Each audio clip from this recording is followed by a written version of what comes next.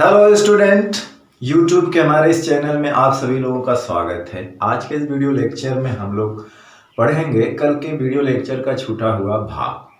हमने कल जो है डिफ्रैक्शन क्या होता है, कैसे पता चलता है और उसके पैटर्न कैसे होते हैं पर्दे पर, इन चीज़ों के बारे में हमने अच्छे से स्टडी किया था। और आज के इस वीडियो लेक्चर में हम लोग पढ़ेंगे कि जो उस पर मिनिमा मैक्सिमा यानी कहने का मतलब एक केंद्रीय उच्चिष्ट बनता है।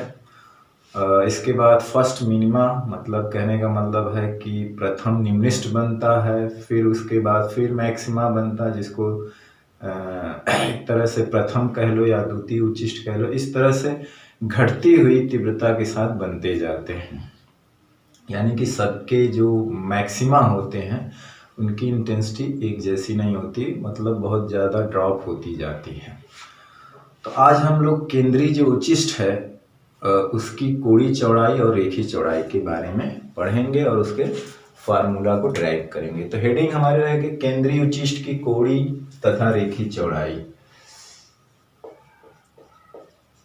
केंद्रीय उच्चिष्ट की कोणीय तथा रेखीय चौड़ाई। केंद्रीय उच्चिष्ट की कोणीय तथा रेखीय चौड़ाई, ठीक है। तो हमारा क्या था यहाँ पे एक तरह से होता क्या है, इसे हम डिफिनीशन जो उसकी होती है उसे हम लोग लिख लेते हैं और इसके बाद उसको समझने की कोशिश करते हैं, ठीक है। तो यानी कि जो हमारा सेंट्रल मैक्सिमा होता है, केंद्रीय उच्चिष्ट होता है, उसके ऊपर और नीचे पहला मिनिमा बनता है। तो प्रथम दो मिनिमाओं के बीच जो अपर लोअर में जो मिनिमा बनते हैं उनके बीच की कोणीय दूरी को कोणीय चौड़ाई तथा रेखीय दूरी को रेखीय चौड़ाई कहते हैं। अभी और अच्छे समझ में आएगा, पहले होता क्या है उसको हम लिख लेते हैं। लिखेंगे केंद्रीय उच्चिष्ट के दोनों ओर प्रथम केंद्रीय उच्चिष्ट के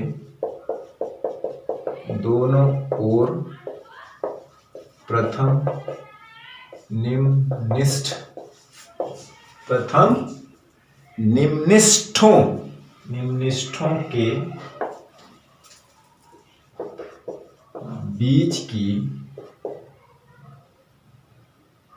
निम्निष्ठों के बीच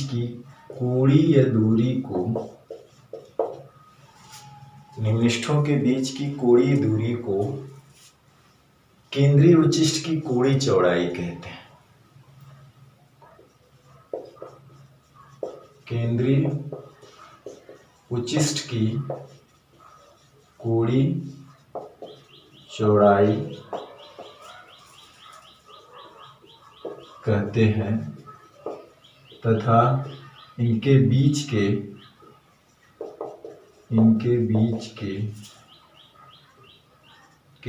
की रेखीय दूरी को रेखीय चौड़ाई कहते हैं। क्या कहते हैं? रेखीय चौड़ाई कहते हैं। एक लीनियर विड्थ और एक एंगुलर विड्थ है ना। अब सेंट्रल मैक्सिमा, तो क्या हुआ था यहाँ पे एक मान लेते हैं, यहाँ पे एक स्लिट थी और यहाँ पे पर्दा था।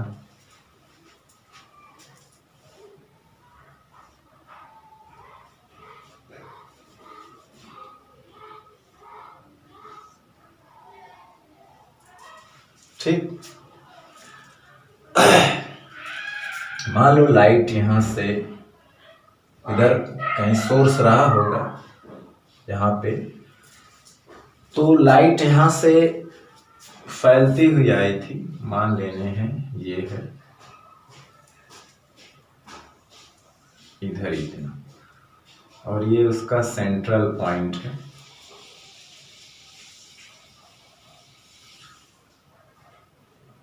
यानी ये अर्ध कोणीय चौड़ाई हो गया दोनों, ठीक है। और रेखीय चौड़ाई जो होती है इनके बीच को हम लोग x या y से मान लेते हैं। चलिए y x पे है तो y, कभी कभी इतने को y मान लेते हैं तो वो 2y के बराबर होता है, ठीक है।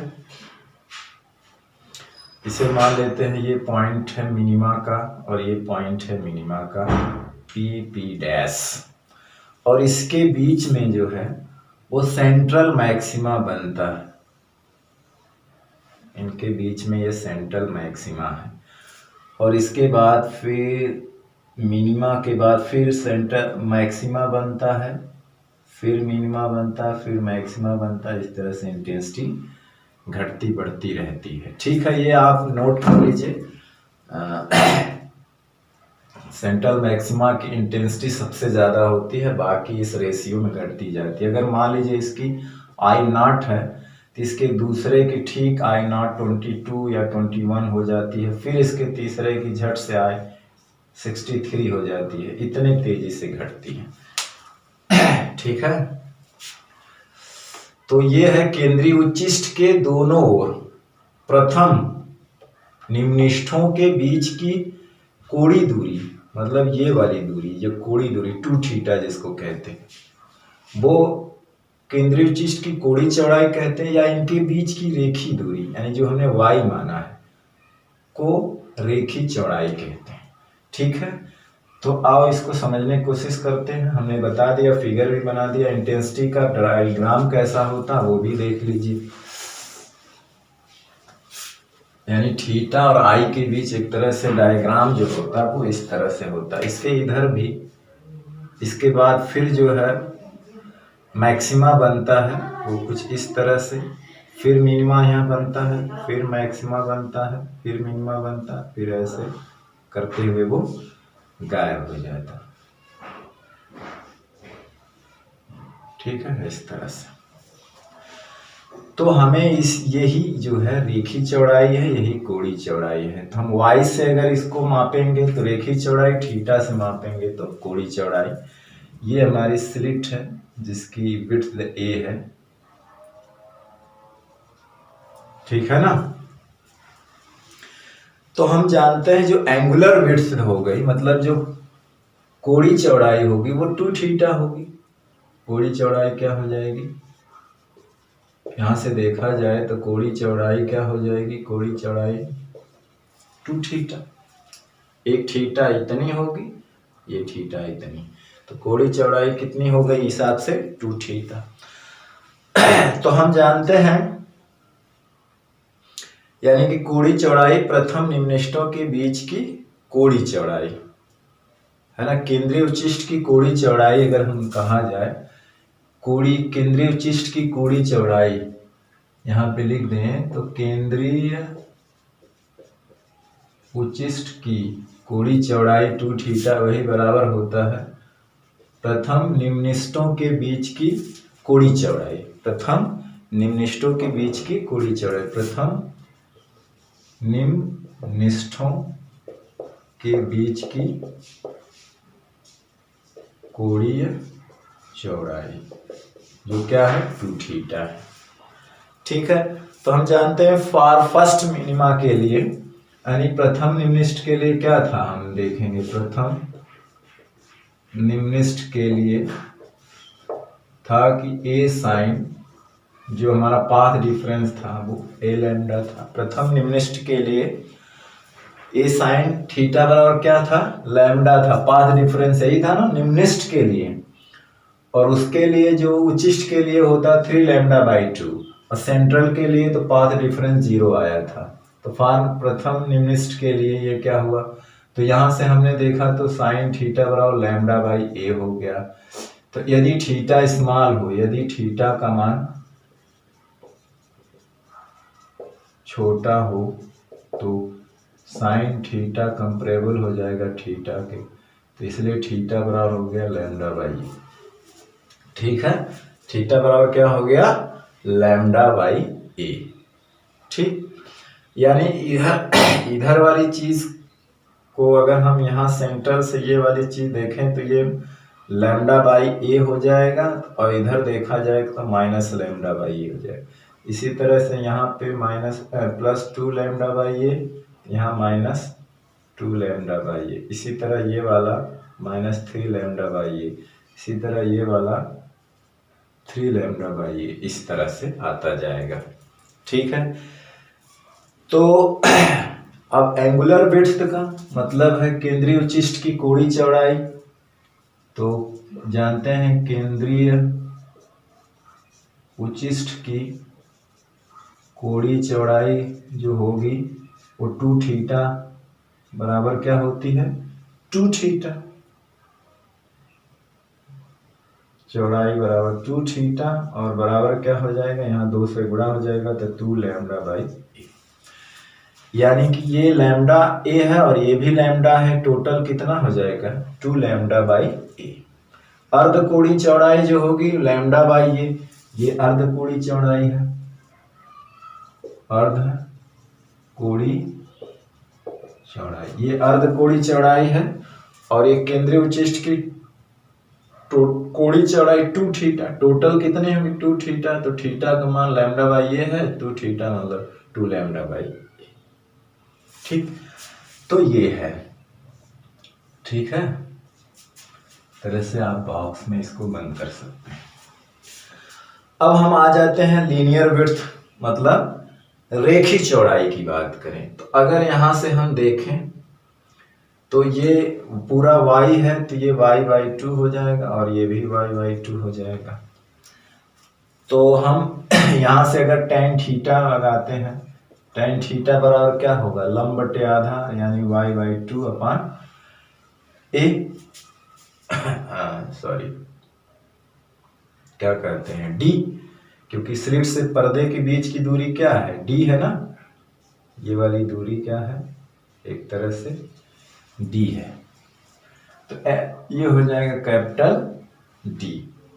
तो यहां से देखा जाए तो tan थीटा बराबर हो जाएगा y/2d, यानी y बराबर 2d tan थीटा। तो यदि थीटा का मान क्या हो, छोटा हो, तो tan थीटा को भी हम लोग लिख सकते हैं थीटा। तो y बराबर हो जाएगा 2d थीटा। ठीक है, अब यहां से थीटा और थीटा की वैल्यू क्या होती है, लैम्डा बाई ए। तो ये हो गई, इसको कहते हैं रेखी चौड़ाई। ठीक है, इसको क्या कहते हैं, केंद्रीय उच्चिष्ट की रेखी चौड़ाई, केंद्रीय उच्चिष्ट की रेखीय चौड़ाई बराबर होगा 2 लैम्डा डी अपान ए। अर्ध होगा, अगर अर्ध रेखी चौड़ाई होगा तो लैम्डा डी बटे ए। अगर अर्ध रेखी चौड़ाई की बात करें, अर्ध रेखी चौड़ाई मतलब y/2, तो हो जाएगा लैम्डा डी बाई, ये अर्ध रेखी चौड़ाई है। ठीक है, तो इसे आप नोट कर लीजिएगा, इस पे न्यूमेरिकल भी है।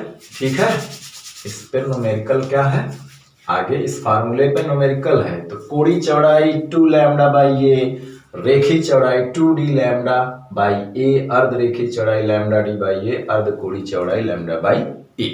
ठीक, तो जल्दी से इसको नोट करिए या स्क्रीनशॉट लीजिए। अब हम लोग चलते हैं, एक महत्वपूर्ण टॉपिक है फ्रेनल दूरी। ठीक, क्या है, फ्रेनल दूरी के बारे में पढ़ते हैं। तो फ्रेनल दूरी क्या है, अब उसको जानने की कोशिश करते हैं। बहुत ही सिंपल, ठीक है, बहुत ही सिंपल चीज है। हेडिंग रहेगा फ्रेनल दूरी, फ्रेनल डिस्टेंस। ठीक, तो इसको मिटा दिया जाए। क्या भाई क्यों गिर रहे हो,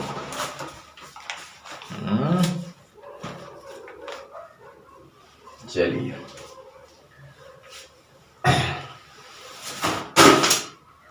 तेरी की रे, बार बार गिरी जा रहे हो, वजह क्या है।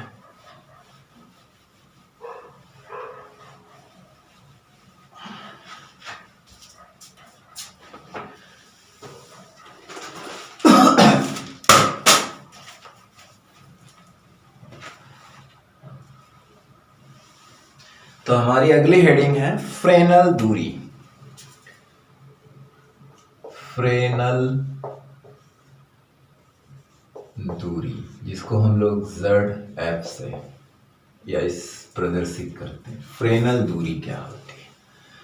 देखिए, फ्रेनल दूरी कहने का मतलब है एक सीमा है। फ्रेनल दूरी क्या है? एक सीमा है जो एक बीच की कड़ी है, स्लिट से वो वहां तक की दूरी है जहां से रे ऑप्टिक्स खत्म होती है और वेव ऑप्टिक्स शुरू होती है। मतलब जो हमारी स्लिट है, उस स्लिट से वहां तक की दूरी फ्रेनल दूरी कहलाती है, जहां तक की रे ऑप्टिक्स, कहने का मतलब है किरण प्रकाश की, प्रभावी होती है और उसके बाद, उस दूरी के बाद से तरंग प्रकाश की शुरू होती है। मतलब उस दूरी तक प्रकाश सीधी रेखा में चलता है और जस्ट उस दूरी के बाद वेव फॉर्म में चलता है, मतलब वो वहीं से फैलना शुरू होता है। तो जहां तक विवर्तन का प्रभाव नहीं होता है स्लिट से, वहां तक की दूरी को फ्रेनल दूरी कहते हैं। और उस दूरी के बाद से ही लाइट फ्लेयर आउट हो जाती है, फैल जाती है, तो वेव की तरह व्यवहार करती है। तो कहने का मतलब ये लिमिट है, एक तरह से क्या है, limit of ray optics. Fresnel distance जो है रे ऑप्टिक्स का एक लिमिट है। ठीक है, फ्रेनल ऑप्टिक्स क्या है, तो इसे हम एक फिगर्स की तरह से समझाते हैं, फिगर से। तो ये चलिए देखिए, ये क्या है हमारा जो है एक स्लिट है,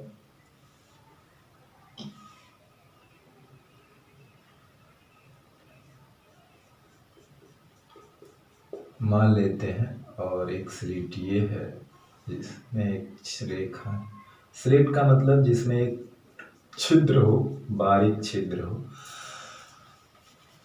क्योंकि हमने जो पढ़ा था एकल रेखा छिद्र द्वारा प्रकाश का विवर्तन पढ़ा था, और व्यतिकरण में क्या होता था, दो रेखा छिद्र से एक ही आवृत्ति की दो तरंगे एक ही डायरेक्शन में चलती थी, परस्पर अध्यारोपित होकर के पैटर्न बनाती थी फ्रिंजेस का पर्दे पर। इसमें क्या होता, एकल में से एकल रेखा छिद्र के अलग अलग पॉइंट से रेस चलती हैं, मतलब द्वितीयक तरंगिकाएं, हाइगेंस के प्रिंसिपल के हिसाब से। ठीक है, यहाँ पे मान लीजिए कोई लाइट सोर्स यस है, और यहाँ पे देखिए पर्दा हम दो जगह रखेंगे। ठीक है, आप समझने की कोशिश करिए। पर्दा एक यहाँ बनाएंगे, एक और बनाएंगे। अभी भी ये स्लिट से डी दूरी पर पर्दा है, ठीक है, और ये इसकी चौड़ाई जानते हैं आप, ए है। ठीक, अब देखिए हमने क्या कहा था कि यहां से रेस चलेंगी तो यहीं से फैलना शुरू नहीं होती। ये रेस जो है कुछ दूरी स्ट्रेट लाइन में चलती है, कुछ दूरी स्ट्रेट लाइन में, और फिर इसके बाद स्ट्रेट चलते चलते फिर अचानक फैल जाती। तो जहां तक वो स्ट्रेट लाइन में चलती है, स्लिट से निकलने के बाद रेस जहां तक स्ट्रेट लाइन मतलब सीधी, यानी कि लीनियर प्रोपगेशन जब होता है, सीधी रेखा में जहां तक चलती है, ठीक है, और जिस स्थान से, जिस दूरी से वो फैलना शुरू करती, वहां, यहां से स्लिट से वहां तक की दूरी को फ्रेनल दूरी कहते हैं। तो फ्रेनल दूरी क्या है, लिमिट है रे ऑप्टिक्स का, प्रकाश किरण प्रकाशिकी का जो है, जो रे ऑप्टिक्स है, किरण प्रकाशिकी का एक लिमिट है कि उस दूरी तक वो रे ऑप्टिक्स की तरह व्यवहार करती है, मतलब वहां तक लाइट सीधी रेखा में चलता है, और उस दूरी के बाद वो वेव ऑप्टिक्स की तरह व्यवहार करती है, यानी कि वो वेव फॉर्म में हो जाती है। ठीक है ना। तो कहने का मतलब ये है कि यहां से रेज मान ली एक सीधी आएगी,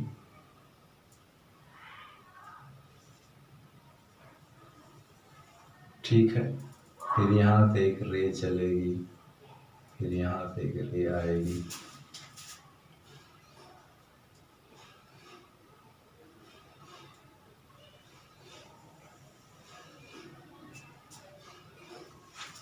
ठीक। तो जैसे जानते हैं कि जब यहाँ से टकराती है तो यहाँ पे मुड़ जाती है, तो फिर जहाँ तक, ठीक, टकराने के बाद क्या होती है, अगर मतलब वो वेव फॉर्म में ना चले तो ये सीधे सीधे यहाँ आकर के, सॉरी,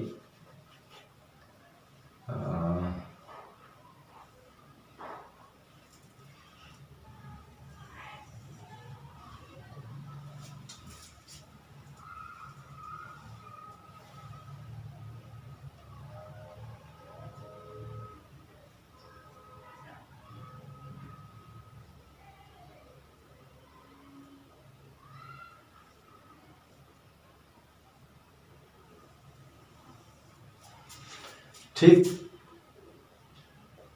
तो कहने का मतलब है लाइट का ये पार्ट जो है इल्यूमिनेट होगा अगर वो रे ऑफ, मतलब कि अगर, कहने का मतलब है अगर वेव मुड़ती नहीं है, अगर वेव तरंग फॉर्म में नहीं है, पार्टिकल फॉर्म में है नहीं, अगर सीधी रेखा में चलती, क्योंकि हमने इसके पहले जो चैप्टर पढ़ा था किरण प्रकाश की, उसमें ये मान के पढ़ा था कि रे सीधी रेखा में चलती, यानी पार्टिकल नेचर था।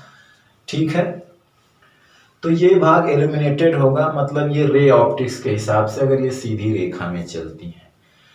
लेकिन फ्रेनल डिस्टेंस का मतलब होता है कि वो एक लिमिट होती है रे ऑप्टिक्स का, कि ये कुछ दूरी तक तो रे मतलब है कि सीधी रेखा में चलती हैं, लेकिन एक दूरी के बाद, जिसे हम फ्रेनल दूरी कहते हैं, जैसे मान लीजिए यही है, इस पर्दे को मान लीजिए यहाँ पे लाते हैं, ये दूरी यहाँ तक चलने के बाद वो क्या हो जाती, थोड़ा सा फ्लेयर आउट हो जाती है, यहाँ तक चलने के बाद थोड़ा सा फैल जाती है।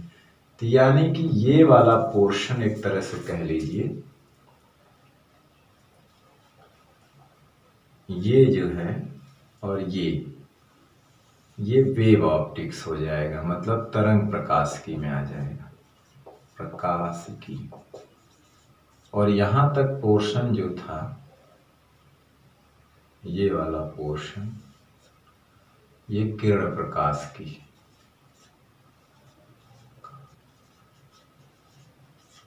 तो जहां तक उनका नेचर सीधी रेखा में चलने का होता है, जहां तक, कहां से, स्लिट से जहां तक उनका नेचर सीधी रेखा में चलने का होता है, वहां तक की दूरी को फ्रेनल दूरी कहते हैं। और उस दूरी के बाद ही वो क्या करती हैं, फ्लेयर आउट, मतलब फैल जाती हैं।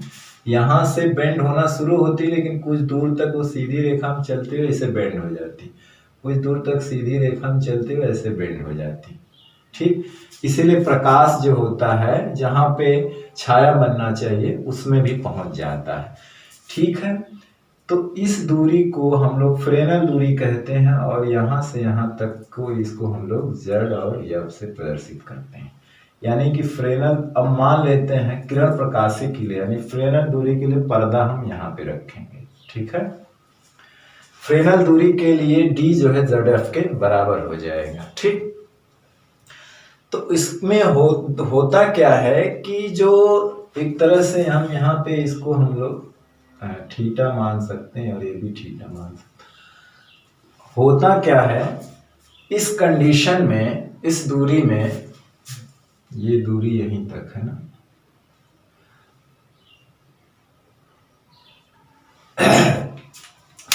फ्रेनल दूरी पर, मतलब फ्रेनल दूरी पर अगर हम इस पर्दे को रख दें तो यहां पे जो सेंट्रल होगा, कहने का मतलब फ्रेनल दूरी पर जो केंद्रीय उच्चिष्ट की अर्धरेखी चौड़ाई होती है, अगर इस पर्दे को उठाकर फ्रेनल दूरी पर रख दिया जाए तो जो पर्दे पर केंद्रीय उच्चिष्ट, ये है केंद्रीय उच्चिष्ट की जो अर्धरेखी चौड़ाई होगी वो स्लिट की चौड़ाई के बराबर होगी, स्लिट की चौड़ाई के बराबर होती है।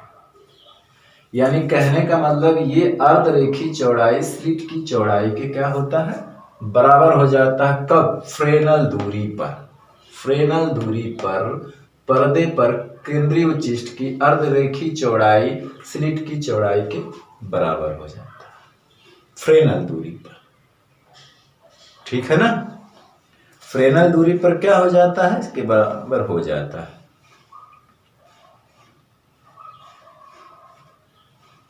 ठीक, तो हम कहने का मतलब ये होता है कि उस वक्त स्लिट और पर्दे के बीच की दूरी को फ्रेनल दूरी कहते हैं। कहने का मतलब होता है कि जब पर्दे पर केंद्रीय उच्चिष्ट की अर्धरेखी चौड़ाई स्लिट की चौड़ाई के बराबर हो तो स्लिट और पर्दे के बीच की दूरी को फ्रेनल दूरी कहते हैं। ठीक है, फ्रेनल दूरी कहते हैं। फ्रेनल दूरी क्या है, किरण प्रकाशिकी का लिमिट ऑफ रे ऑप्टिक्स। मतलब है कि इस दूरी तक प्रकाश सरल रेखा में चलता है, मतलब पार्टिकल नेचर बिहेवियर, मतलब बिहेव करता है, व्यवहार में लाता है। इस दूरी के बाद वो वेव नेचर का व्यवहार करता है। ठीक है ना, सिंपल वर्ड में कहें तो ये एक लिमिट है। किरण प्रकाशिकी के लिए क्या है, लिमिट है कि यहाँ तक वो सीधी रेखा में चलेगा और इस दूरी के बाद वो फ्लेयर आउट, मतलब फैलता है, मुड़ता है। ठीक है ना, इतनी दूरी चलने के बाद वो फैलता है। ठीक है, यानी मुड़ना तो शुरू यहीं से होता है, लेकिन कुछ दूर तक वो सीधी रेखा में चलता है, चलते हुए तब फैलता है। तो जहां तक वो सीधी रेखा में चलता है स्लिट से, वहां तक की दूरी को फ्रेनल दूरी कहते हैं। इसे जड़ियब से प्रदर्शित करते हैं। इसे हम लोग शब्दों में लिख लेते हैं। हम लिखेंगे कि केंद्रीय उच्चिष्ट की अर्धरेखी चौड़ाई, यानी पर्दे पर, यानी पर्दा हम उठा करके यहां लाएंगे, यानी तब ZF बराबर D के हो जाएगा। ZF बराबर क्या हो जाएगा, D के हो जाएगा। तो हम इसकी डिफिनीशन को लिखें कि जब, यानी पर्दे पर केंद्रीय उच्चिष्ट की अर्धरेखी चौड़ाई, जब पर्दे पर केंद्रीय उच्चिष्ट की अर्धरेखीय चौड़ाई, पर्दा मान लेते हैं, यहां पे आ गया।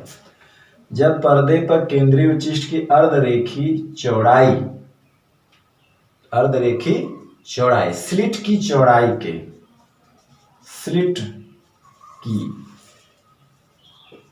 चौड़ाई के बराबर हो तो, स्लिट की चौड़ाई के बराबर हो तब स्लिट व पर्दे के बीच की दूरी को फ्रेनल दूरी कहते हैं। फ्रेनल दूरी कहते हैं।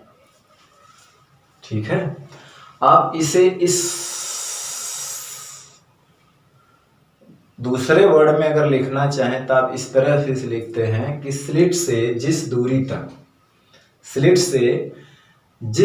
तक प्रकाश सरल रेखा में चलता है, यानी कि स्लिट से जिस दूरी तक विवर्तन का प्रभाव नगण्य रहता है, उस दूरी को फ्रेनल दूरी कहते हैं। उस दूरी को क्या कहते हैं, फ्रेनल दूरी कहते हैं। यानी कि D उस वक्त इस स्थिति में क्या होता है कि D ZF के बराबर होता है। ठीक है ना, या आप कह लीजिए कि जब पर्दे पर केंद्रीय उच्चिष्ट की अर्धरेखी चौड़ाई, यानी कि पर्दा जब यहाँ हो, भाई फ्रेनल दूरी पर हम करें, स्लिट की चौड़ाई के बराबर हो, यानी ये स्लिट की चौड़ाई के बराबर हो, तब स्लिट और पर्दे के बीच की दूरी को फ्रेनल दूरी कहते हैं। क्या कहते हैं, फ्रेनल दूरी कहते हैं। ठीक है, यानी कहने का मतलब है कि प्रकाश किरण द्वारा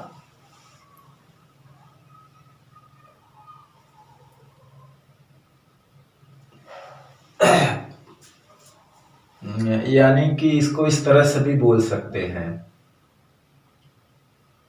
कि स्लिट से जिस दूरी तक विवर्तन का प्रभाव नगण्य होता है, या ऐसे भी बोल सकते हैं कि स्लिट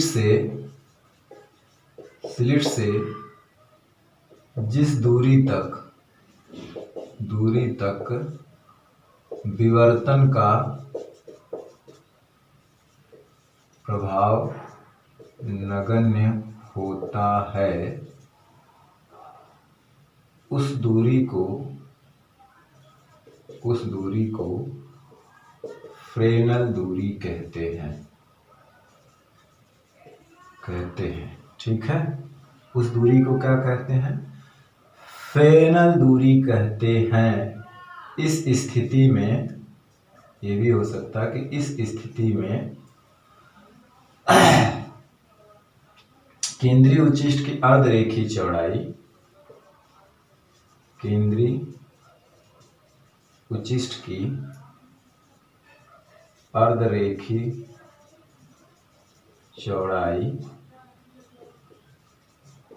स्लिट की चौड़ाई के बराबर होती है। स्लिट की चौड़ाई के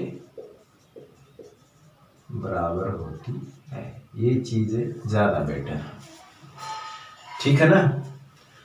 तो इस केस में क्या होता है ना कि जो D है वो इक्वल होता है ZF, यानी अब पर्दा हम यहां पे रखेंगे ZF दूरी पर। किस दूरी पर रखेंगे? ZF दूरी पर। लिखा ना कि पर्दे पे केंद्रीय उच्चिष्ट की, यानी कि जब पर्दा ZF दूरी पर हो तभी तो यहाँ पे केंद्रीय उच्चिष्ट की अर्धरेखीय चौड़ाई होगी।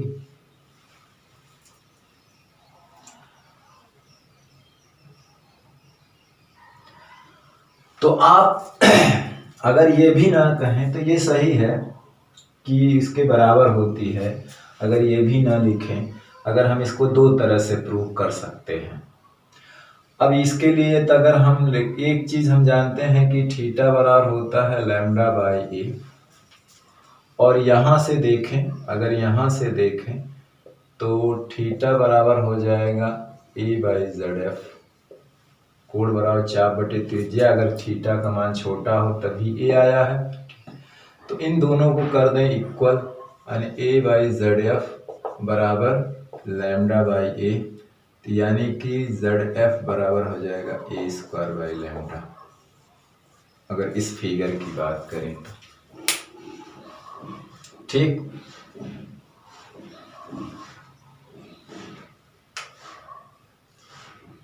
तो वही है, स्लिट से जिस दूरी तक विवर्तन का प्रभाव नगण्य होता है उस दूरी को फ्रेनेल दूरी कहते हैं। इस स्थिति में केंद्रीय उच्चिष्ट की अर्धरेखीय चौड़ाई स्लिट की चौड़ाई के बराबर होती है ना, और ZF के बराबर, यानी पर्दा जो है यहाँ पे रखा हो। फिर तो आप इसको दो तरह से प्रूफ कर सकते हैं।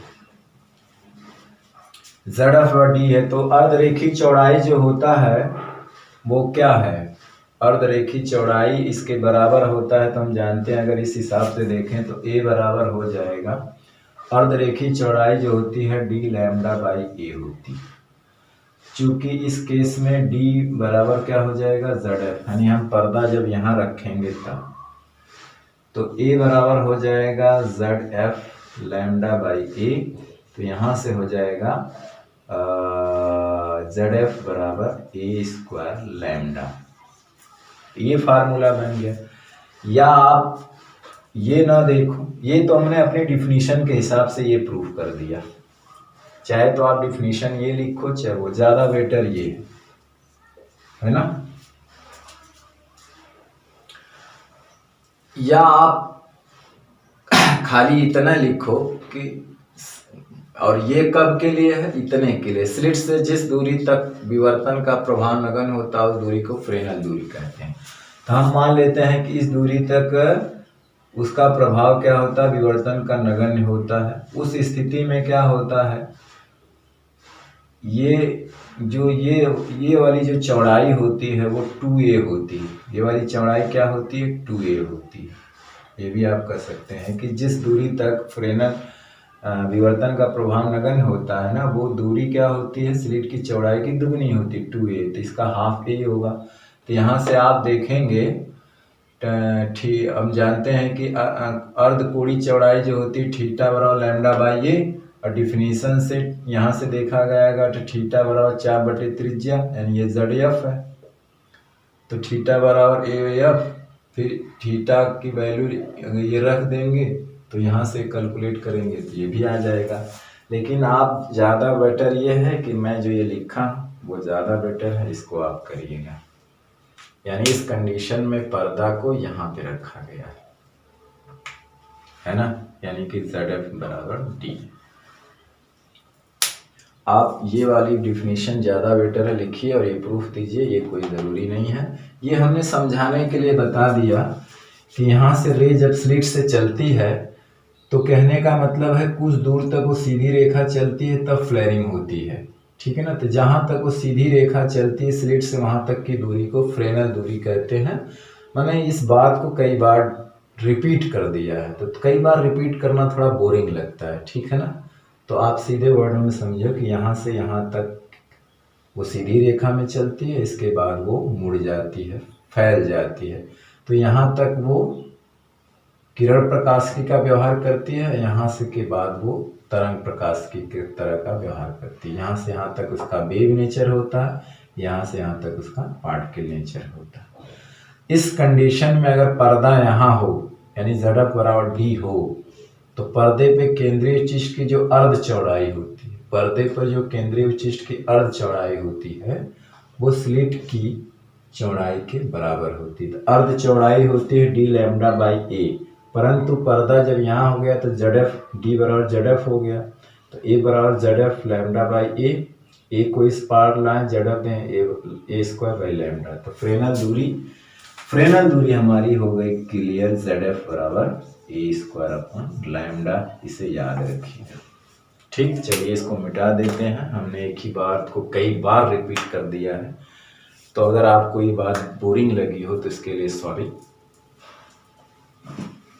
हमें लगता है कि ये बात आपको अब क्लियर हो गई होगी, ठीक है। चलिए चलते हैं हम अब इनमें डिफरेंस देख लेते हैं, व्यतिकरण में और विवर्तन में अंतर क्या होता है। ठीक, इसको मिटा दिया जाए, कुछ सवाल भी हम लोग लगा लेंगे इसके। चलिए, थोड़ा सा टाइम ज़्यादा लग गया इसको एक ही बात को बार बार बोलने में।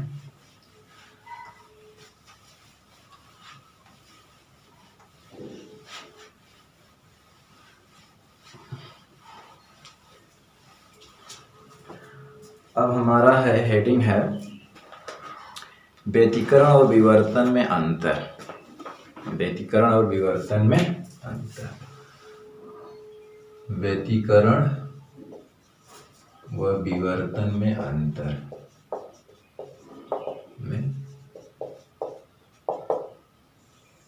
व्यतिकरण और विवर्तन में अंतर। तो इधर लिख देते हैं व्यतिकरण है और इस साइड ले लेते हैं विवर्तन है, ठीक है। इधर विवर्तन और इधर व्यतिकरण, ठीक है। तो देखिए इसमें पहला अंतर क्या है कि जो व्यतिकरण होता है वो दो कला संबद्ध स्रोतों से आने वाली प्रकाश तरंगों के अध्यारोपण से व्यतिकरण होता है। दो कला संबद्ध स्रोत होंगे। कला संबद्ध स्रोत मतलब जिनमें कलांतर, प्रारंभिक कलांतर या तो 0 हो या तो फिर वो कांस्टेंट हो, टाइम के साथ वेरी ना कर रहा हो, ठीक है ना। तो वो दो तरंगे जिनकी फ्रीक्वेंसी सेम होती है, एक डायरेक्शन में परस्पर जब अध्यारोपित होती हैं तो पर्दे पर व्यतिकरण पैटर्न मतलब प्रदर्शित करती है। लेकिन विवर्तन में क्या होता है, एक ही स्लिट के अलग अलग बिंदुओं से चलने वाली तरंगों के बीच अध्यारोपण। उसमें क्या हो, दो कला संबद्ध स्रोत होते हैं, अलग अलग दो स्लिटों से, दो रेखाछिद से तरंग जाती है। इसमें एक ही स्लिट होती है, उनके प्रत्येक बिंदु से जो तरंग निकलती हैं उनके बीच आपस में जो क्या नाम है अध्यारोपण होता है, उसके कारण विवर्तन का पैटर्न पर्दे पर दिखाई देता है। तो इस बात को हम लोग क्या करते हैं, लिख लेते हैं। ठीक है, चलिए पहला क्या है, व्यतिकरण दो कला संबद्ध स्रोतों से, व्यतिकरण दो कला संबद्ध स्रोतों से आने वाली प्रकाश तरंगों के बीच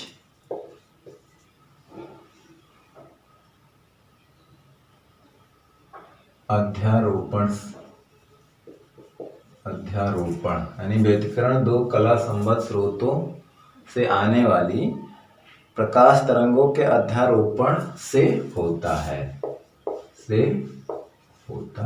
इसमें पहला क्या लिखेंगे, इसमें क्या होगा कि एक ही तरंगाग्र के विभिन्न बिंदुओं से, विवर्तन जो है एक ही तरंगाग्र, मतलब ये जो स्लिट, एक ही स्लिट के विभिन्न बिंदुओं से, मतलब एक ही तरंगाग्र के अलग अलग बिंदुओं से, विवर्तन जो है एक ही तरंगाग्र के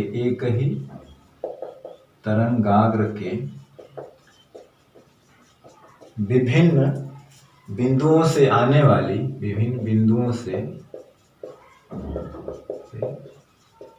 आने वाली द्वितीयक तरंगिकाओं के मध्य, द्वितीयक तरंगिकाओं के मध्य अध्यारोपण के फलस्वरूप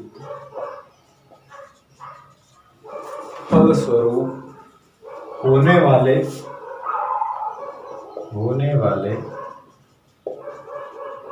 व्यतिकरण से होता है। ठीक है, अब इसमें क्या है, दूसरा क्या है, इसमें फ्रिंज बनती है। हालांकि इसमें भी फ्रिंज बनते हैं लेकिन दोनों में अंतर होता है। तो व्यतिकरण फ्रिंज एक समान चौड़ाई की होती हैं, हो सकती हैं, नहीं भी हो सकती हैं, है ना, लेकिन ज़्यादातर होती हैं। व्यतिकरण जो फ्रिंजें बनती हैं, फ्रिंजें एक समान चौड़ाई, यानी सबकी इंटेंसिटी भी समान होती है, एक समान चौड़ाई की हो सकती हैं और नहीं भी हो सकती हैं, लेकिन ज़्यादातर होती हैं, नहीं भी हो सकती हैं। लेकिन आप अगर ये लिख दोगे कि एक समान चौड़ाई की होती है तो भी सही है। ठीक है, वो भी सही है। और विवर्तन फ्रिंजें कभी भी एक समान चौड़ाई की नहीं होती, कभी भी। ये जो विवर्तन फ्रिंजें होती हैं कभी भी एक समान चौड़ाई की नहीं होती, एक समान चौड़ाई की नहीं होती हैं, कभी भी एक समान चौड़ाई की नहीं होती है। तीसरा ये है कि व्यतिकरण फ्रिंजों में जो दीप्त फ्रिंजें होती हैं, व्यतिकरण फ्रिंज में यानी व्यतिकरण प्रतिरूप में जितनी भी दीप्त फ्रिंजें होती एक ही तीव्रता की होती हैं। व्यतिकरण प्रतिरूप में सभी दीप्त जो फ्रिंजें होती हैं, दीप्त फ्रिंजें एक ही तीव्रता की होती हैं, एक ही तीव्रता की होती हैं। लेकिन ऐसा इसमें नहीं होता, ऐसा इसमें होता है, नहीं होता। उनकी तीव्रता लगातार घटती जाती है और वो भी अचानक फाल होती है। ठीक है ना, यानी कहने का मतलब विवर्तन प्रतिरूप में जो फ्रिंजों की तीव्रता उत्तरोत्तर घटती जाती है। विवर्तन प्रतिरूप में दीप्त फ्रिंजों की बाद में लास्ट में विलीन हो जाती हैं। विवर्तन प्रतिरूप में दीप्त फ्रिंजों की तीव्रता जो है ना, उत्तरोत्तर मतलब घटती जाती है, उत्तरोत्तर मतलब लगातार घटती जाती है, उत्तरोत्तर मतलब क्रमशः घटती जाती है। चलिए, की तीव्रता क्रमशः एक तरह से घटती जाती है, मतलब एक समान नहीं रहती है। सेंट्रल मैक्सिमा की बहुत ज्यादा होती है, बाकी घटते घटते फिर 0 हो जाती है ना। नहीं भी हो सकती है। अब चौथा है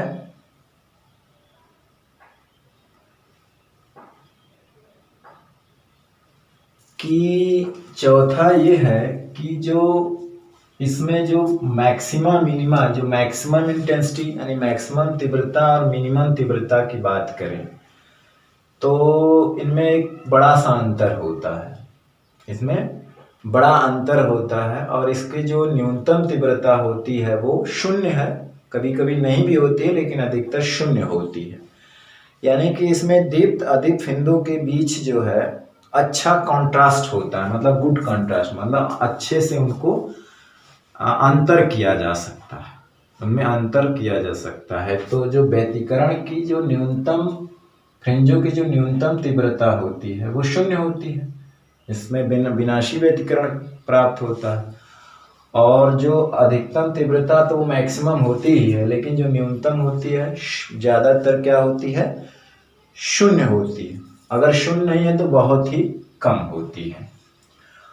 और इनमें दीप्त अदीप्त फ्रिंजों में स्पष्ट अंतर होता है।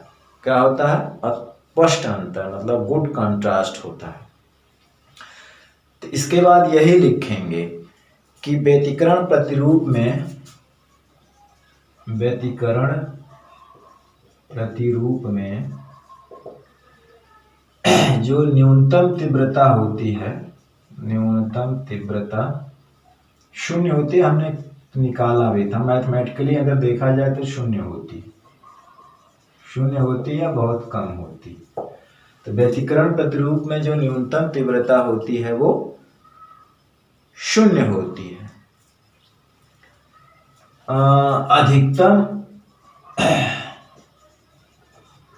व न्यूनतम तीव्रता में अंतर अधिक होता है, अधिक अंतर होता है, अधिक अंतर होता है। मतलब इनको स्पष्ट, मतलब दीप्त अदीप्त फ्रिंजों में स्पष्ट अंतर होता है, अर्थात दीप्त तथा अदीप्त फ्रिंजों में स्पष्ट अंतर होता है, यानी इसे पहचाना जा सकता है। ठीक है, स्पष्ट अंतर होता है। हमने इसको कैलकुलेशन से दिखाया भी था कि व्यतिकरण प्रतिरूप में न्यूनतम तीव्रता 0 होती है, आई मिनिमा क्या होती है, 0 होती है। और इसमें क्या होता है कि जो विवर्तन प्रतिरूप में क्या होता है, न्यूनतम तीव्रता 0 नहीं होती है, कभी कभी 0 भी होती है, लेकिन 0 एकदम 0 नहीं होती है ना। कुछ स्थितियों में 0 हो सकती है। तो कहने का मतलब हम ज्यादातर लिखेंगे 0 नहीं होती है, कुछ स्थितियों में होती होगी तो होती होगी। विवर्तन प्रतिरूप में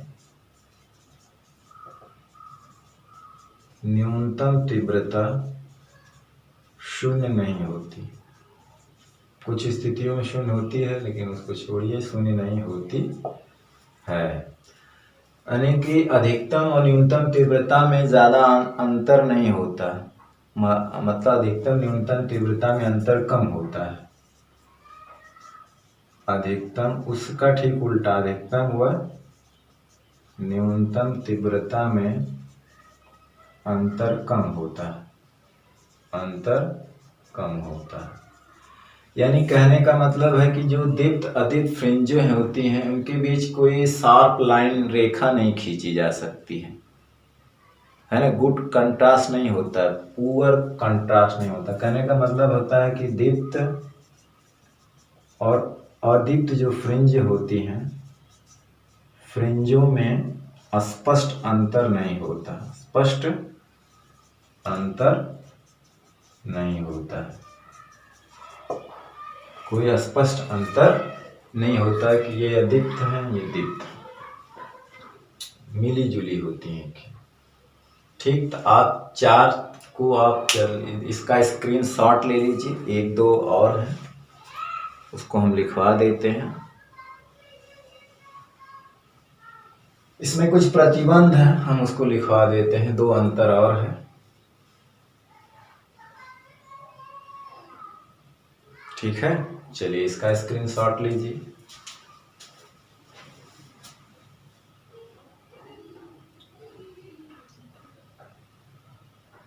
चलिए,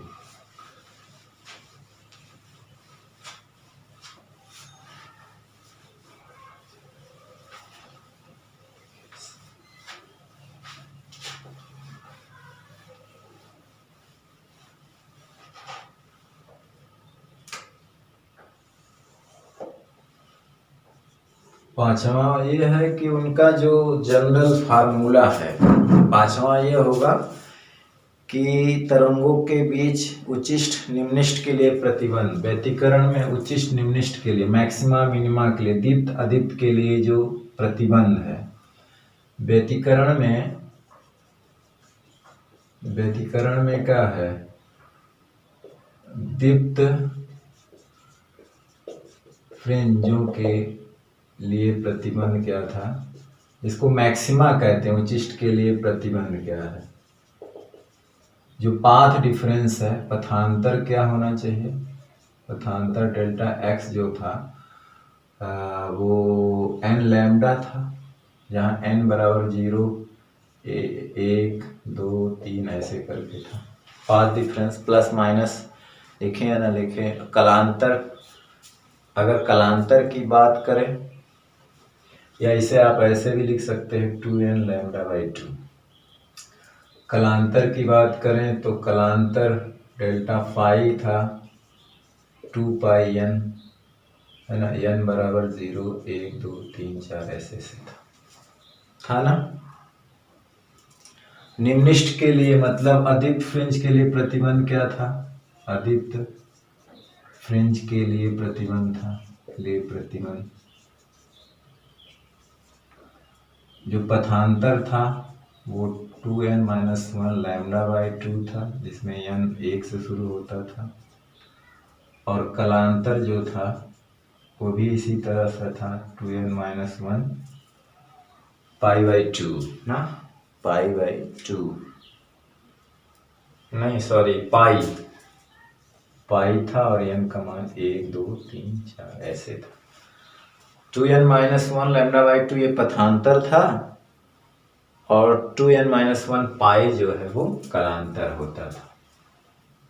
ठीक है, उच्चिष्ट के लिए। और इधर क्या था, इधर है मुख्य उच्चिष्ट के लिए प्रतिबंध क्या था इसमें, जो केंद्रीय उच्चिष्ट, मुख्य उच्चिष्ट जिसको कहेंगे, यानी अर्थात केंद्रीय उच्चिष्ट, केंद्रीय एक तरह से रिपीट हो गया, उच्चिष्ट के लिए प्रतिबंध था। पथांतर क्या था, पथांतर यानी डेल्टा एक्स इक्वल टू 0 होता था। यहाँ पे कलांतर भी इसके लिए 0 होगा।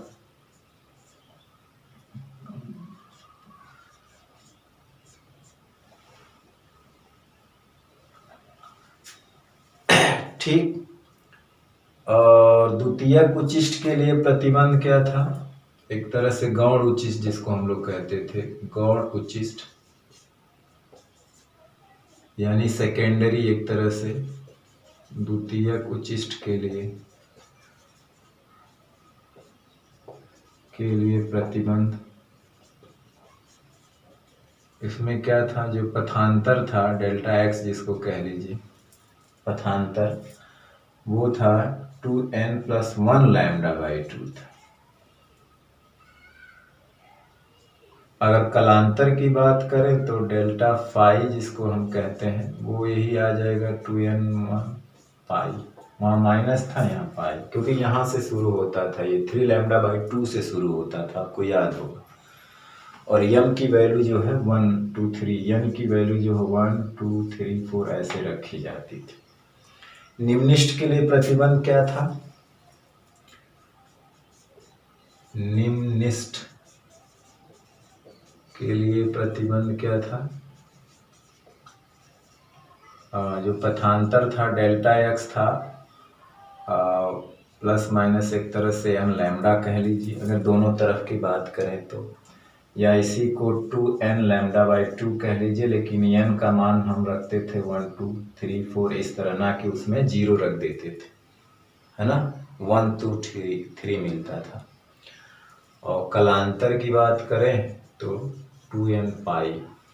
2n पाई होना चाहिए, लेकिन एक चीज शर्त है कि n का मान 1 2 3 4, ना कि 0 से शुरू करना। इसमें 0 से, इसमें भी नहीं 0 है, इसमें भी नहीं 0, लेकिन उसमें 0 है ना। एक छठवां अंतर या आप कह सकते हैं कि इसमें जो फ्रिंज चौड़ाई होती थी, जिसको बीटा प्रोपोर्शनल टू लैम्डा है। हालांकि इसकी फ्रिंज की चौड़ाई का कैलकुलेशन तो हमने किया नहीं, वो हायर क्लास की बात है। तो इसमें अगर छठवें एक बात करें तो इसकी जो फ्रिंज चौड़ाई होती है वो √λ होती है। ये थोड़ा सा हम एक्स्ट्रा जानकारी के लिए बता रहे हैं कि जो फ्रिंज की चौड़ाई होती है वो √λ के समानुपाती होती है और इसमें डायरेक्टली प्रोपोर्शनल होती है। ये हालांकि इसमें हम फ्रिंज की चौड़ाई सिलेबस के बाहर निकाला नहीं गया है, लेकिन बुक में पढ़ा गया है कि लिखा हुआ है कि ये √λ के समानुपाती होता है। तो एक एक्स्ट्रा जानकारी है, केयरफुल रहिएगा, ठीक। तो इतना ये अंतर होता है, इनमें स्पष्ट अंतर होता है इतना। आपको हमने शार्ट में इसको दोहरा भी दिया एक तरह से, व्यतिकरण में क्या प्रतिबंध होता है और विवर्तन में क्या प्रतिबंध होता है उच्चिष्ट निम्निष्ठ केंद्रीय उच्चिष्ट के लिए, ठीक है। फ्रिंज की चौड़ाई तो आपने वहां देखा था, d λ/d होता है ना, कैपिटल D λ/d होता है, तो ये लैम्डा के समानुपाती होता है, लेकिन ये अंडर रूट के समानुपाती होता है।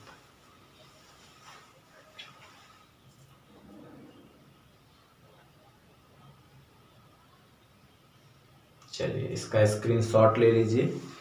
अब हम इसके कुछ न्यूमेरिकल कर लेते हैं, 4-5 जो भी हो सकता है जल्दी जल्दी से, ठीक है। फिर हम एक महत्वपूर्ण टॉपिक पोलराइजेशन पढ़ेंगे, क्या? ध्रुवण, वो भी बहुत इंटरेस्टिंग टॉपिक है। चलिए, तो ये कुछ प्रमुख इन दोनों में अंतर था, ठीक है। अब हम कुछ इसके न्यूमेरिकल बता दें, अलग से न्यूमेरिकल बताने पर कोई वीडियो उसको देखता है नहीं, ठीक है। तो चलिए हम कुछ न्यूमेरिकल को लगाते हैं, थोड़ा सा स्याही इसमें डाल लें मार्कर में। इससे रिलेटेड कुछ सवाल हैं जो फार्मूले पे डायरेक्ट डिपेंड होते हैं। आप बोर्ड के लेवल के सवाल डायरेक्ट डिपेंडेंट होते हैं फार्मूले पे, आप उसको थोड़ा सा प्रैक्टिस कर लेंगे, कॉन्सेप्ट क्लियर रहेगा तो आप आराम से लगा लेंगे, कोई प्रॉब्लम नहीं।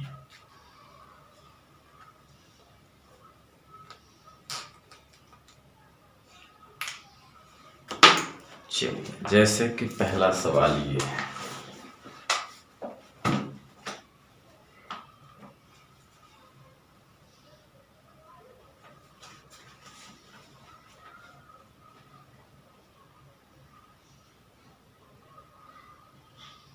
ठीक है। जैसे एक रेखा छेद की चौड़ाई a है,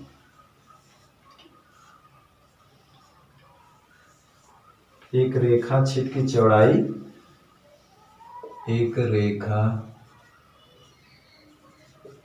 छेद की चौड़ाई a है, स्मॉल a है, तथा तरंग दैर्घ्य लैम्डा, तथा तरंग दैर्घ्य लैम्डा 6000 एंगस्ट्रॉम है, 6000 एंगस्ट्रॉम है, से प्रकाशित से प्रकाशित है ना। स्लिट पे प्रकाश पड़ रहा है। ए के किस मान पर, ए के किस मान पर? नंबर 1, पहला उच्चिष्ट विवर्तन कोण 30 डिग्री पर स्थित होगा। पहला उच्चिष्ट विवर्तन कोण 30 डिग्री पर होगा।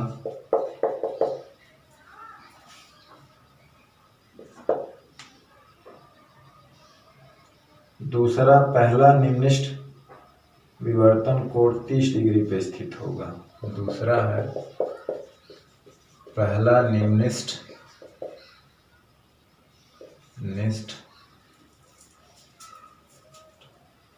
विवर्तन कोण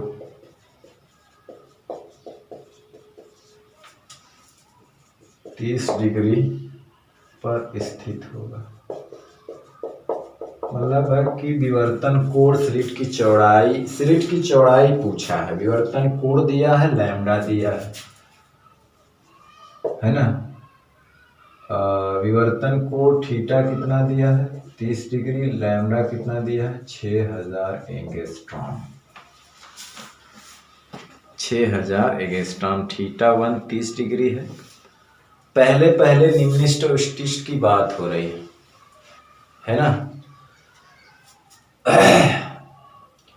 तो पहला उच्चिष्ट, अगर पहले सवाल की बात करें तो पहला उच्चिष्ट एक किस मान के लिए पहला उच्चिष्ट का विवर्तन कोण 30 डिग्री पर होगा। ठीक है, तो एमवा, इसकी अगर जनरल फॉर्म की बात करें तो ए साइन थीटा, एनवा उच्चिष्ट जो है वो मिलेगा 2n+1 λ/2।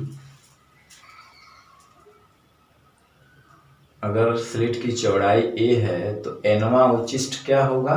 2n+1 λ/2।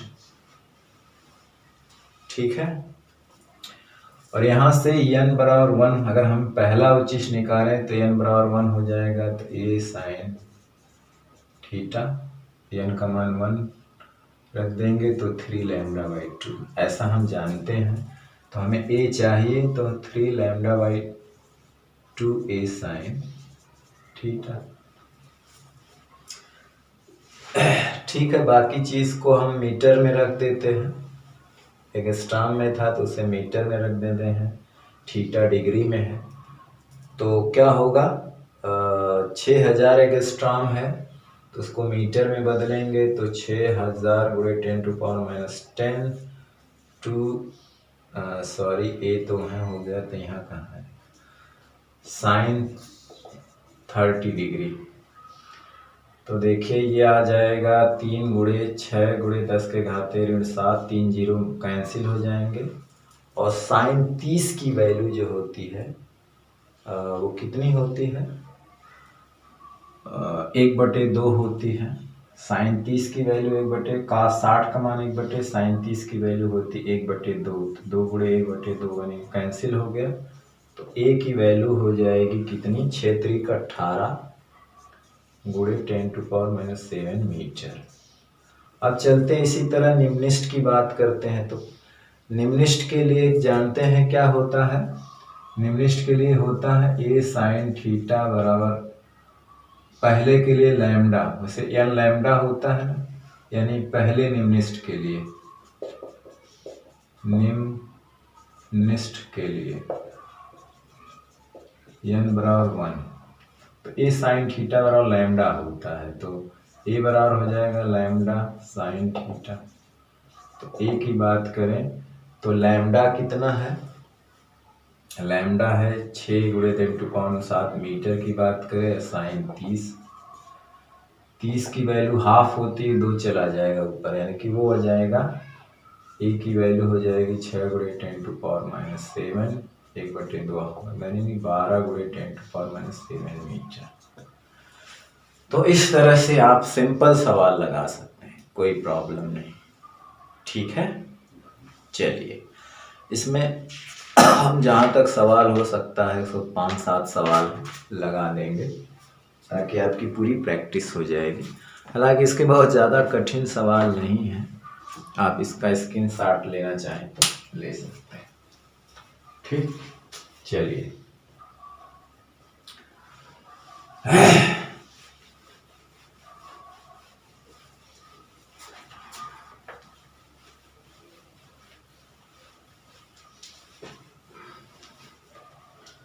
अब जैसे इसमें एक दूसरा सवाल हम लेते हैं।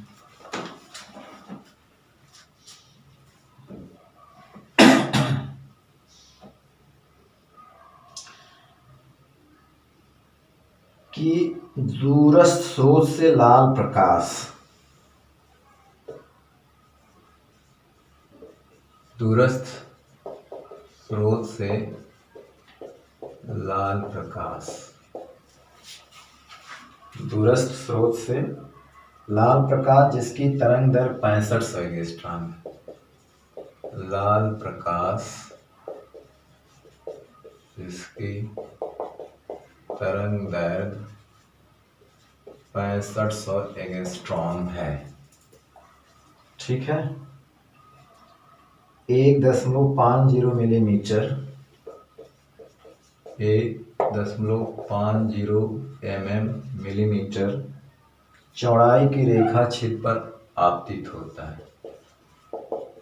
चौड़ाई के रेखा छिद्र पर आपतित होता है। ठीक है, केंद्रीय उच्चिष्ट के दोनों ओर के, केंद्रीय उच्चिष्ट के दोनों ओर के, केंद्रीय उच्चिष्ट के दोनों ओर के निम्निष्ठों के बीच की दूरी क्या होगी। यानी ये रेखी चौड़ाई पूछ रहा है, दोनों ओर के निम्निष्ठों की, निम्निष्ठों के बीच की दूरी क्या होगी, बीच की दूरी क्या होगी।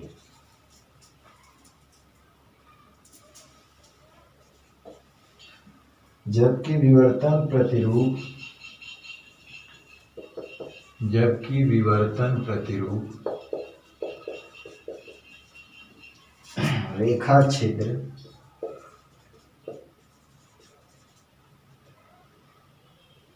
1.8 मीटर दूर पर्दे पर देखा जाता है, दूर पर्दे पर देखा जाता है। ठीक है, तो इसमें सब कुछ दिया हुआ है। निम्निष्ठों के बीच की दूरी हम जानते हैं क्या होती है, y बराबर 2 lambda 2 lambda d upon a होती है। तो हम हल करें, बिल्कुल सूत्र पे है। ये लैम्डा आपका दिया हुआ है 6500 एंगस्ट्रॉम, अगर इसको हम बना देते हैं मीटर में। ठीक है, और स्लिट की चौड़ाई जो हम A से देते हैं वो 0.5 मिलीमीटर है, तो इसको हम लोग मीटर में बना देते हैं। ठीक, तो हम केंद्रीय उच्चिष्ट की रेखी चौड़ाई पूछा है, दोनों ओर के निम्निष्ठों के बीच की दूरी का मतलब क्या हो, और D का मान दे रखा है 1.8 मीटर। तो केंद्रीय उच्चिष्ट की रेखी चौड़ाई आप जानते हैं, अभी निकाला। केंद्रीय उच्चिष्ट की रेखी चौड़ाई अभी अभी आपने निकाला है, इसको हम लोग y से निकाले हैं 2d लैम्डा अपान a, अभी अभी आपने ऐसा निकाला है। तो d की वैल्यू 1.8, लैम्डा की वैल्यू 6500 गुणे 10⁻10 और a की वैल्यू है 0.50 गुणे 10⁻3। आप इसे हल करके इसकी वैल्यू निकाल लीजिएगा, मीटर्स में आएगी। ठीक है, काट छाट करिएगा, मीटर में आएगी। ठीक, चलिए अब एक और अच्छा सवाल लगाते हैं।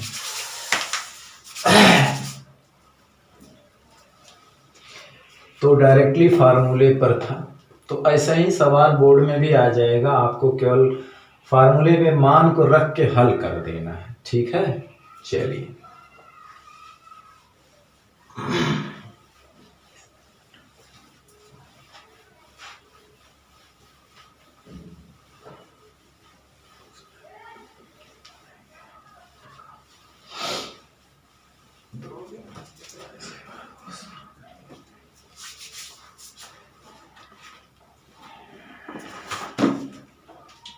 चलिए, तीसरा है कि तरंग दर 5000 एंगस्ट्रॉम वाले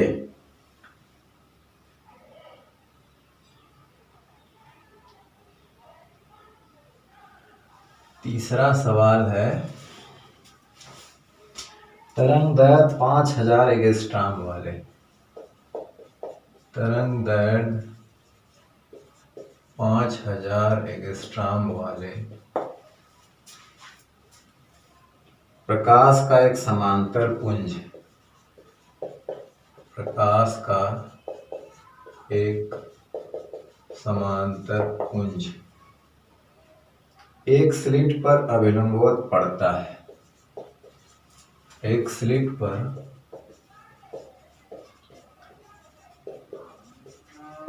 अभिलंबवत पड़ता है।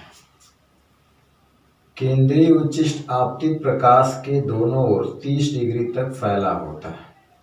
एंड थीटा की वैल्यू दोनों ओर 30 डिग्री तक फैला होता है। हम 30 डिग्री है, 60 डिग्री की बात करें। केंद्रीय उच्चिष्ट आपतित प्रकाश के दोनों ओर, केंद्रीय उच्चिष्ट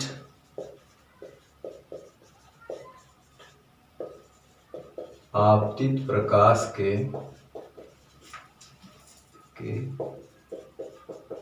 दोनों ओर 30 डिग्री तक फैला होता है। स्लिट की किस चौड़ाई के लिए, स्लिट की किस चौड़ाई के लिए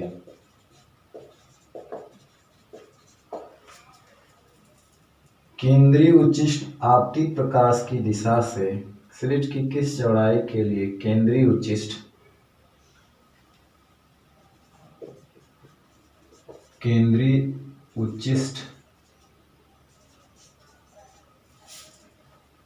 स्लिट की किस चौड़ाई के लिए केंद्रीय उच्चिष्ट आपतित प्रकाश की दिशा से 90 डिग्री तक फैलेगा। आपतित प्रकाश की दिशा से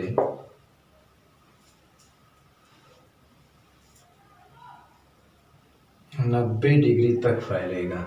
90 डिग्री तक फैलेगा।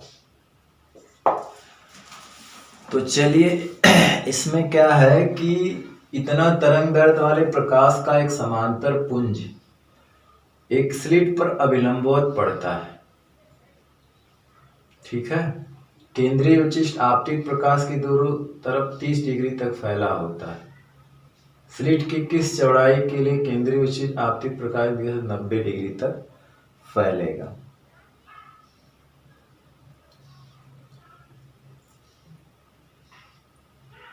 ठीक, तो यहाँ पे आप जानते हैं कि यहाँ पे कोणीय चौड़ाई की बात कर रहा है। तो जानते हैं कि दो निम्निष्ठों के बीच केंद्रीय उच्चिष्ट जो है फैला होता है। तो पहले निम्निष्ठ के लिए हम जानते हैं कि ये साइन थीटा बराबर होता है लैम्डा। ठीक है, तो यहाँ से a बराबर होता है लैम्डा बटे साइन थीटा। तो यहाँ से आप a निकाल सकते हैं, यहाँ से आप a आराम से निकाल सकते हैं, है ना। स्लिट की चौड़ाई थीटा हमको दिया है 30 डिग्री तक फैला होता, और ये दिया है कितना 5000 एंगस्ट्रॉम। तो इसका मतलब 10⁻10, और साइन 30 की वैल्यू 1/2 होती है। 3 जीरो कट गया, a-7 हो गया और 1/2, यानी कहने का मतलब ये हो जाएगा 10 यानी 10⁻6 मीटर।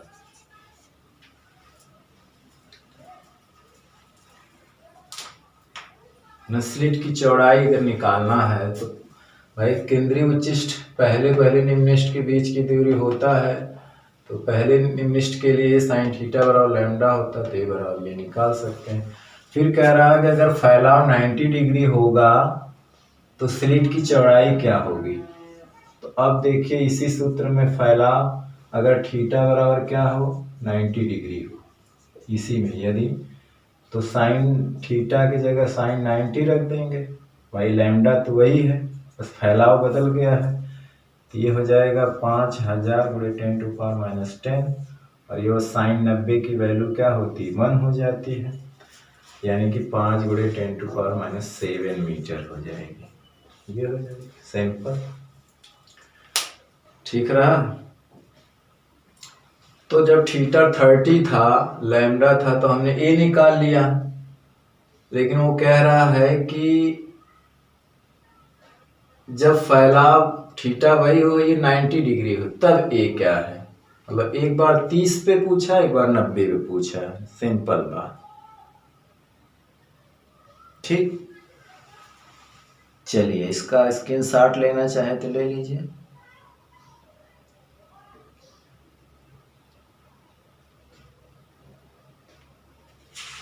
अब अगला सवाल देखते हैं, ये भी बढ़िया सवाल है।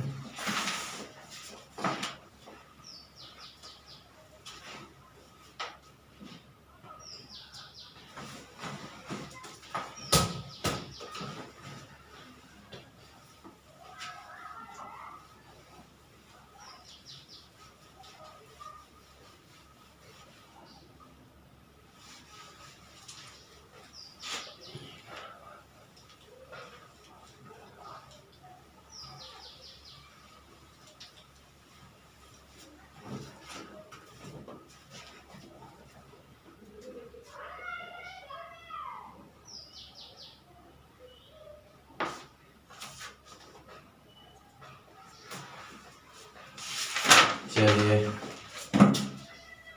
क्या है कि प्रकाश तरंग दैर्ध्य 6500 एंगस्ट्रॉम, तीसरा या चौथा जो भी हो चौथा। प्रकाश तरंग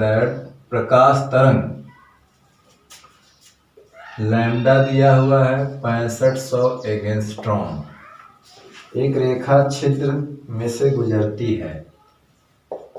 एक रेखा छिद्र कितना है, ए बराबर है 1 सेमी से गुजरती है तथा 1.8 मीटर दूर रखे पर्दे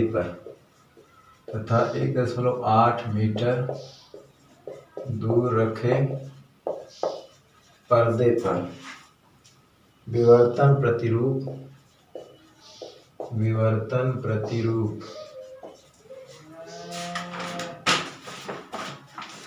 उत्पन्न करती है।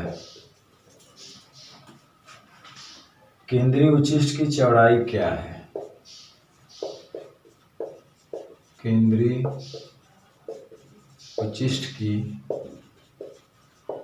चौड़ाई क्या है, केंद्रीय उच्चिष्ट की चौड़ाई क्या है। फिर पूछा है कि यदि पूरे उपकरण को पानी में डुबो दिया जाए, यदि पूरे उपकरण को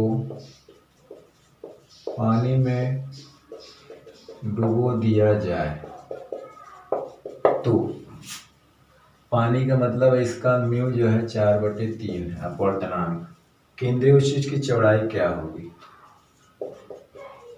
केंद्रीय उच्चिष्ट की चौड़ाई क्या होगी। ठीक है, तो क्या करिए इसके लिए कुछ नहीं है, आप हल करते हैं। आप देखिए टी क्या दिया हुआ है 1.8 मीटर, लैम्डा क्या दिया हो 6500 गुणे 10⁻10 मीटर, और ए की वैल्यू क्या दिया है 0.1 सेमी यानी 10⁻2 मीटर। तो ये केंद्रीय उच्चिष्ट की क्या पूछा है, केंद्रीय उच्चिष्ट की चौड़ाई यानी कि रेखी चौड़ाई, कोणीय चौड़ाई नहीं पूछा है, जिसको y बराबर 2 लैम्डा d/a होता है। तो आप यहाँ से मान रख के निकाल लीजिएगा, ठीक है। अब ये तो कैलकुलेट कर लेंगे आप जितना भी है। बाद में क्या पूछा है कि यदि पूरे उपकरण में, बाकी कांस्टेंट है, केवल लैम्डा चेंज हो जाएगा, पूरे उपकरण में अगर उसे पानी में डुबो दिया जाए तो पानी में जाकर के तरंग दैर्ध्य बदल जाती है, क्या हो जाती है, म्यू गुना कम हो जाती है। तो यानी कि जो अब तरंग दैर्ध्य हो जाएगी वो 6500 एंगस्ट्रॉम है ना, ये हो जाएगी 4/3, यानी अब लैम्डा डैश हो जाएगा 6500 गुणे 3/4, ठीक है। तब अब क्या हो जाएगा, यहाँ पे रखेंगे 2 लैम्डा डैश d/a, तो 2 लैम्डा डैश की जगह 6500 एंगस्ट्रॉम है ना। कहने का मतलब है कि जो आंसर आएगा उसमें आप एक तरह से कह लीजिए 3 से गुणा कर दीजिए, 4 से भाग दे दीजिए। ये भी आ सकता है कि जो आंसर आएगा उसमें आप 3 से गुणा करके 4 से भाग दे दें, या तो ये 6500 गुणे 10⁻10, डी की वैल्यू 1.8 और ए की वैल्यू होती है 0.1 गुणे 10⁻2। तो जाहिर सी बात है गुणे 4 है, लैम्डा डैश की वैल्यू रखे गुणे 3 है। तो बाकी तो आप हल किया है, ऊपर से 3/4 से गुणा कर दीजिए, जो आंसर आएगा उसमें इतने गुणा कर दीजिए। इसमें मेन पॉइंट ये था कि पानी में डुबाने पर क्या होगा, बस।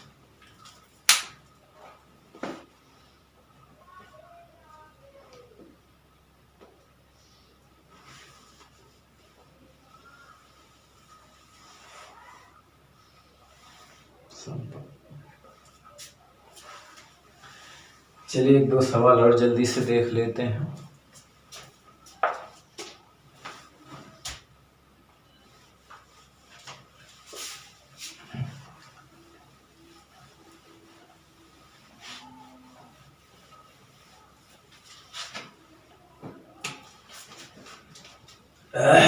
जैसे ये कहा है कि लेसर किरण की आवृत्ति, लेसर किरण की आवृत्ति कितनी है, 5 गुणे 10⁻14 हर्ट्ज है, ठीक। तथा द्वारक कितना है, 10⁻2 मीटर है,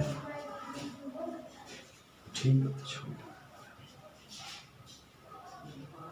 इसका कोणीय फैलाव कितना है, इसका कोणीय फैलाव कितना है,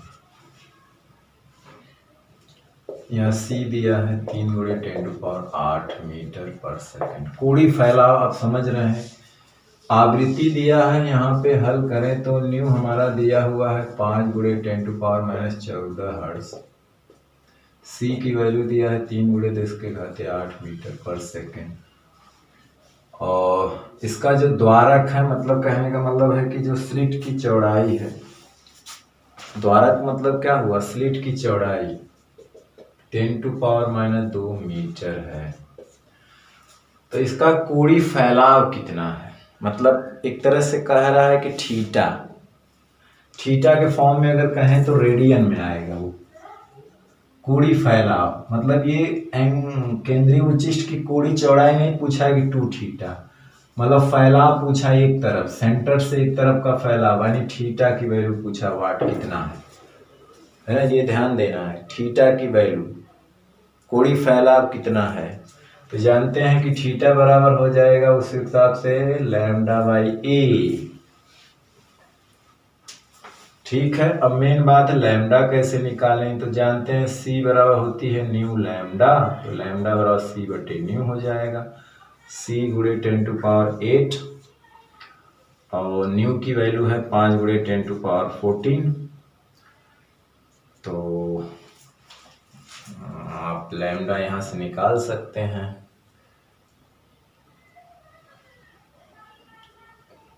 ये 30 कर लीजिए, ये 5, ये गुणे 10⁻7 10⁻14, 5 6 का 30, 6 गुणे 10⁻−7 मीटर हो जाएगा। ठीक, अब निकल जाएगा। थीटा बराबर लैम्डा है 6 गुणे 10⁻−7, ए की वैल्यू है 10⁻−2, यानी कि थीटा हो जाएगा 6 गुणे 10⁻2, उधर प्लस जाएगा -5 रेडियन।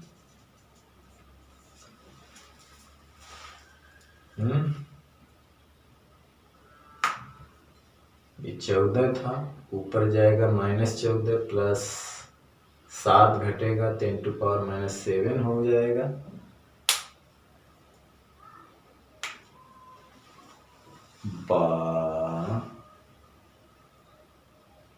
तो लैम्डा तो 5 6 का 30 और ये 14 में से 7 गया -7 बचेगा और 10⁻−2 है, ऊपर जाएगा तो प्लस हो जाएगा, 7 में से तो घटेगा 5 ही आएगा, तो इतना आंसर आएगा रेडियन में। ठीक है, तो इसमें ये वाली पॉइंट थोड़ा सा एक्स्ट्रा थी। तो चलिए एक सवाल आखिरी और लेते हैं फ्रेनेल दूरी पर। ठीक है, बस यहीं इसको समाप्त करते हैं।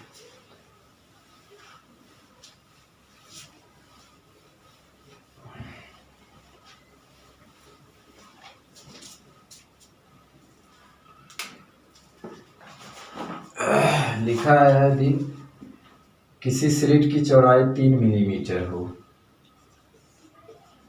यदि किसी स्लिट की चौड़ाई कितनी हो, 3 mm हो, किसी स्लिट की चौड़ाई 3 mm हो तो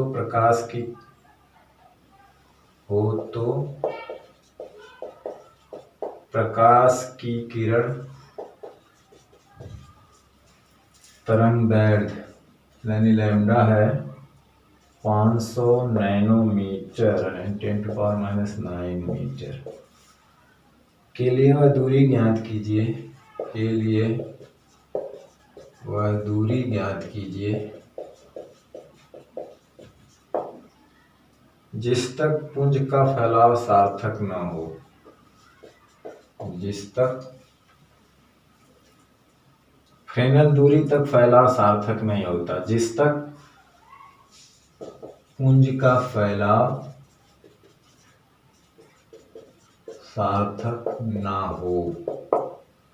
तो पुंज का फैलाव सार्थक ना हो वो दूरी होती है फ्रेनेल दूरी, है ना।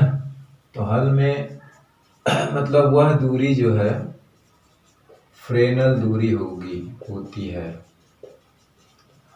तो फ्रेनेल दूरी ZF बराबर होता है a² तो a की वैल्यू कितना दिया है 3 mm, यानी 3 × 10⁻³ का स्क्वायर, लैम्डा दिया है 500 × 10⁻⁹।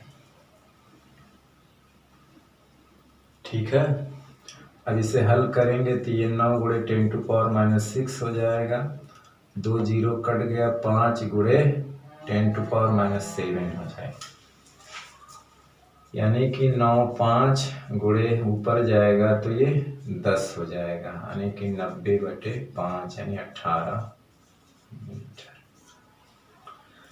ठीक, तो आप इसका स्क्रीनशॉट लीजिए।